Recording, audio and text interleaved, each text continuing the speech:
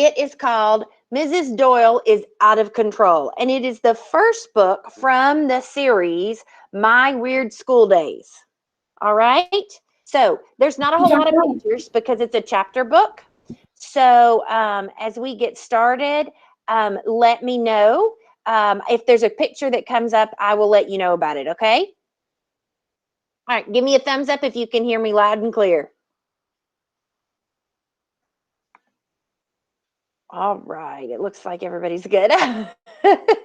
Xavier, we can still see you. It's okay. No worries. We're all in this together. We're all learning how to do this all together, aren't we? All right. Okay. Let's get rolling with our story then. How about that, huh? Yeah. All right. Here we go. Let me switch my screens out. I keep messing with something. There we go. All right. All right. Xavier, be sure you have muted your mic so that they can't hear you. Got it? Awesome. All right, so here we go. Mrs. Doyle is out of control. Chapter 1, the new PTA president. All right, so here's the first picture.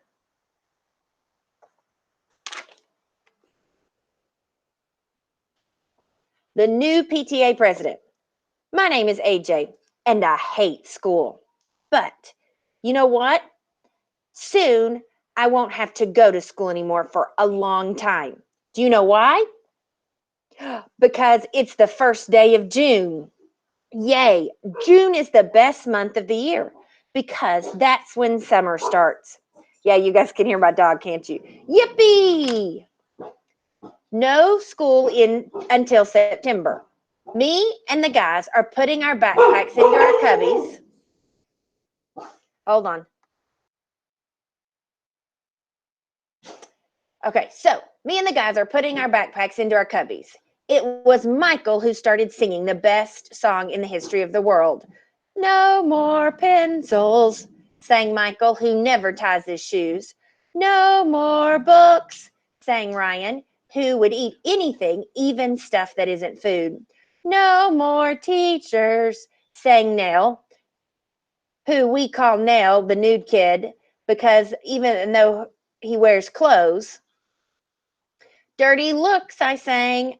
That's when Andrea came in. She is an annoying girl with curly brown hair who loves school. Andrea had on her mean face. Hey, Andrea, I said, what's with the mean face? Are you mad because school is over?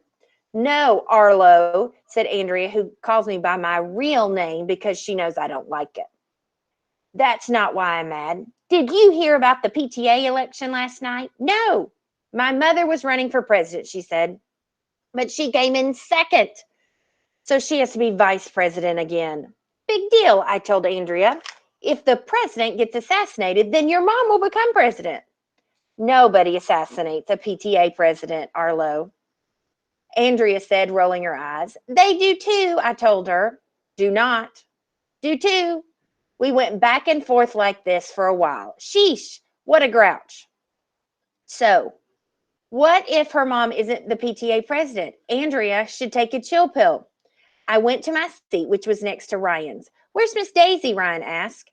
I looked around. Our teacher, Mrs. Daisy, was nowhere to be found.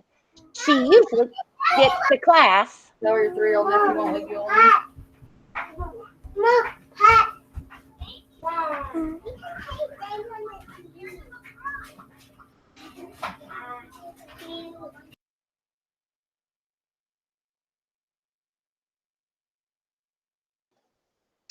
Let's see, where was I?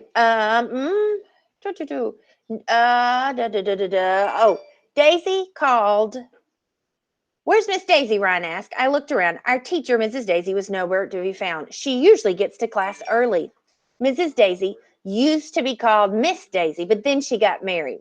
Ladies become Mrs. when they get married. Nobody really knows why. Since Mrs. Daisy wasn't around, I crumpled up a piece of paper and threw it at Andrea. It bounced off her head. Arlo, Andrea shouted. Why did you do that? Does there have to be a reason? Suddenly, Mr. Clerks came running into the class. He's the principal of element, elementary school. He has no hair at all. Most principals polish their shoes, but Mr. Klutz polishes his head. Here's the picture at the top of the page of the principal running into their class. Mrs. Daisy will be late today. She has a doctor's appointment. Is Mrs. Daisy sick? Asked Emily, who was Andrea's crybaby friend. She looked all worried, like she does whenever anybody in the world is sick. She's fine, said Mr. Klutz. Actually, I'm glad Mrs. Daisy is late because the new PTA president wants to speak to you in private. I'd like to introduce. Mr. Klutz never had a chance to finish the sentence. You'll never believe in a million years who walked in the door.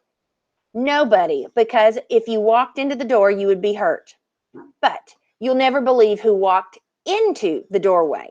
It was Ryan's mom, Mrs. Doyle. Chapter 2. Ryan's mom is weird. Wow, Ryan's mom is the new PTA president. Congratulations, Mrs. Doyle, said Mr. Klutz. I'm sure you'll do a great job. Mr. Klutz had to go to a meeting, so he left Ryan's mom to watch us. Mrs. Doyle looked at Ryan, except she was a lady and old. When she walked into our class, Ryan hid under his desk. I can't really blame him. That's what I would do if my mom walked into class.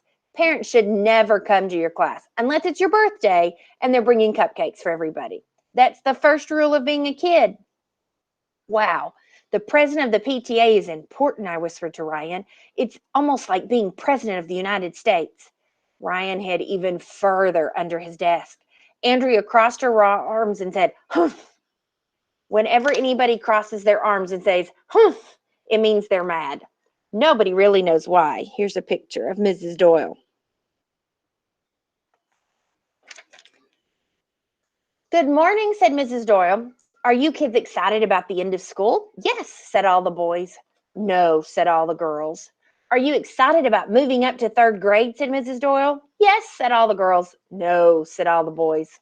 I was thinking, wouldn't it be nice to give presents to Miss Daisy, said Mrs. Doyle. She worked hard for you all year. What would you like to give her? I'll give her a skateboard, I said. That's what you want, Arlo, Andrea said, rolling her eyes. Try to think of something Mrs. Daisy would want, Mrs. Doyle said. What does she like more than anything? Flowers, suggested Neil. Shoes, said Michael. Suddenly I had the greatest idea in the history of the world. Bonbons, I shouted. Yay, bonbons, everyone agreed. Bonbons are yummy chocolate treats. Mrs. Daisy eats them all the time. Well, not while she's taking a shower. That would be weird. She told us that she can eat a whole box of bonbons in one sitting. Everybody thought Mrs. Daisy's bonbons were a great idea. Neil, the nude kid, said I should go to Nobel Prize. That's a prize they get out for people who don't have bells. Okay, your homework is to buy a present for Mrs. Daisy and bring it to school tomorrow. Mrs. Doyle said, any questions? You are going to get more homework in third grade. Hi, Abigail. Hi.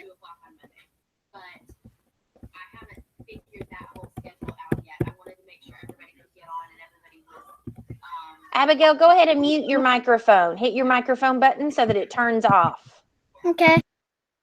Thank you. All right, let's see, where was I? Oh, yes. Their homework for tomorrow was to bring a present for Mrs. Daisy.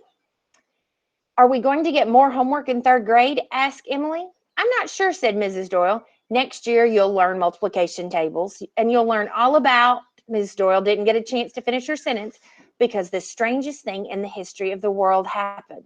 She started crying. You kids are growing up so fast, Mrs. Doyle blubbered. I can hardly believe my little boy Ryan is going to be a third grader. It seems like only yesterday he was in diapers.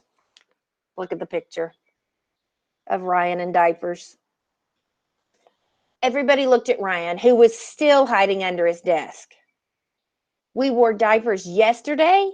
I asked him. Mrs. Doyle continued. I remember when all my baby Ryan could say was goo goo gaga.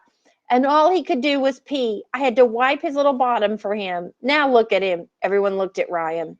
Mrs. Doyle grabbed a tissue from Mrs. Daisy's desk and blew her nose into it. Blowing your nose into the desk would be weird. She blew it into the tissue. I'm sorry, I'm getting so emotional over my baby, she said, and she ran to the door. Is she gone? Asked Ryan. Yeah, you can come out now from under the desk, Michael said. Your mom is weird, I told Ryan. I know, he replied. She goes overboard a lot. You mean she jumps overboard out of boats? I asked. That's really weird. There were no grown-ups in the room, so I got up and shook my butt at the class. Some of the kids laughed. Then me, Michael, Ryan, and Neil teased Ryan for all the peeing he did as a baby. That's all babies do, Arlo, Andrea said. Well, I'm never having a baby, I told her. You can't have a baby, Arlo. You're a boy. What a relief. If babies just pee all day, I don't want to have one anyway. We had to stop talking about peeing because guess who walked into the room that very second? You guessed it. It was Mrs. Daisy. And we will stop right there, guys. And we will pick up with chapter 3, Good Old Days, next week. All right. So, what do you think? Do you like the story so far?